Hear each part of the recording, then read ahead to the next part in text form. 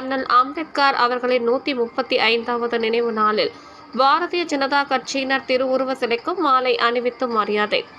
அண்ணல் அம்பேத்கர் அவர்களின் 135வது பிறந்த நாளை முன்னிட்டு நாகை மாவட்டம் வேதாரண்யம் பேருந்து நிலையம் அருகில் உள்ள அம்பேத்கர் திருவுருவ சிலைக்கு மாலை அணிவித்து மரியாதை செய்யப்பட்டது. இந்நிகழ்வில் மாவட்ட தலைவர் விஜேந்திரன், மாவட்ட பட்டியல் அணி தலைவர் பரணி, செல்லதுரை மற்றும் மாவட்ட பொதுச் செயலாளர்கள் ராம வைரமுத்து, ராஜேந்திரகுமார் மற்றும் ஒன்றிய தலைவர்கள், மாநில மாவட்ட ஒன்றிய நிர்வாகிகள் கலந்து கொண்டு சிறப்பித்தனர்.